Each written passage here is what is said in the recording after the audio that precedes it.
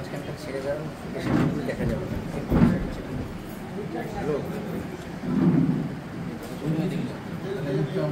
ভিডিওটি junior homeopathic চিকিৎসক বন্ধুদের দেখানোর জন্য এবং শেখানোর জন্য। 36 বছর বয়স্ক এই যুবক বাংলাদেশের যশোর জেলা থেকে এসেছে। কিন্তু আসলে কী হবে, সর্ষের মধ্যে ভূত। বাংলাদেশ সাইডের যে চেকিং কাস্টমস যারা দাঁড়িয়ে থাকে তারা পকেট মেরে দিয়েছে, পকেট ফাঁক করে দিয়েছে। বলছে টাকা দাও, টাকার নাম্বার লিখতে হবে। এসব কোনো দিন টাকার নাম্বার লেখে নাটক করে কিছু টাকা ফেরত দিয়েছে, বাদ বাকিটা সব মেরে দিয়েছে। এটা ভিডিওর মধ্যে বললাম। বাংলাদেশের অনেকেই ভিডিও দেখে থাকেন, দেখুন আপনাদের সর্ষের মধ্যে কেমন ভূত আছে। এই নিরীহ ছেলে চিকিৎসা করতে আসলো, সেখানে বর্ডারে ইন্ডিয়ার পারে নয়, নিজের দেশে নিজের পারেই তার পকেট ফাঁক করে দিল। পরপর 2 ভাই ওদেরকে পাশের ঘর থেকে গুনে আনার নাম করে নিয়ে গেল, টাকা নিল, ঘাট ধরে তাড়াতাড়ি বের করে দিল। এরপরে সে গুনে দেখে অর্ধেক ফাঁকা। দেখ অর্ধেক দিয়েছে, সেই কপাল ভালো আর কি। তো নিয়ে এসেছে, এখন কি করবে?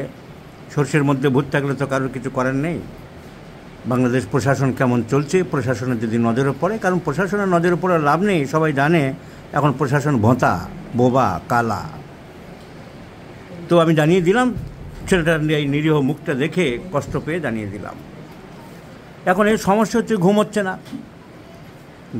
না, ছোটোর থেকেই ঘুম হচ্ছে না, ইনসমনিয়া। কিন্তু এর ঘুম হচ্ছে না কেন? এর ঘুম না হওয়ার কারণ কি? এর ভালো করে পর্যবেক্ষণ করে দেখলাম এর তো সমস্যা মেন্টালে। কোনো বড় আঘাত পাইনি, কিন্তু অ্যাংজাইটি এবং ডিপ্রেশন একে গ্রাস করে রেখেছে। কোথাও যেতে নার্ভাস বোধ করো, ভয় পাও, কী হবে এসব চিন্তা করো। The whole life has been rendered miserable by anxiety, fear, tension. তো অ্যাংজাইটি, ফিয়ার, টেনশানে ওকে গ্রাস করে রেখেছে। তাতে নার্ভাস সিস্টেমে চাপ পড়ছে, তাতে ঘুম হচ্ছে না। পরীক্ষা নিরীক্ষা নানা রকম করছে, কোথায় 1 লাইন লিখে দিচ্ছে যে ব্রেনে মাইক্রো ইনফার্ক্ট আছে, সেই নিয়ে আবার ঘুম বন্ধ করে দিয়েছে, খাওয়া দাওয়া বন্ধ করে দিয়েছে। একটা নাটকীয় লাইন লিখে দিয়েছে, এমআরআই করিয়েছে এক ডাক্তারবাবু, কারণ ওখান থেকে তো 30% আসবে। Suggestive of small vessel micro infarct, সেটা একটা ফালতু লাইন। মাইক্রো ইনফার্ক্ট মানে কোনো সামান্য একটু জায়গায় রক্ত চলাচল বন্ধ আছে, ব্যাস।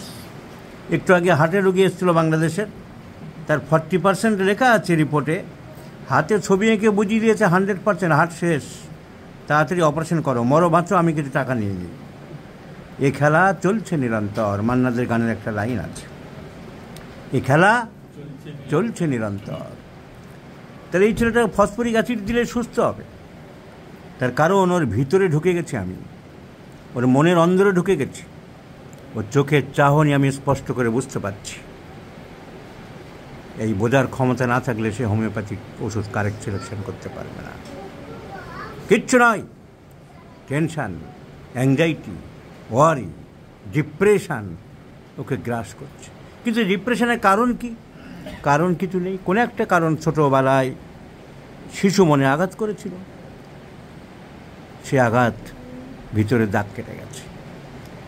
তার থেকেই ওর অজান্তেই ওর ডিপ্রেশান চলে এসেছে, অ্যাংজাইটি চলে এসেছে, টেনশান চলে এসেছে, মর্টিফিকেশান চলে এসেছে, রিজার্ভ ডিসপ্লেজার চলে এসেছে। আর যার ফলে ঘুম হচ্ছে না, এরপরে খিদে হবে না, এরপরে কাজে মন বসবে না। কাজকর্মে মন বসে? মন বসে না ডাক্তারবাবু, আমার কাজকর্মে মন বসে না, কিছু ভালো লাগে না।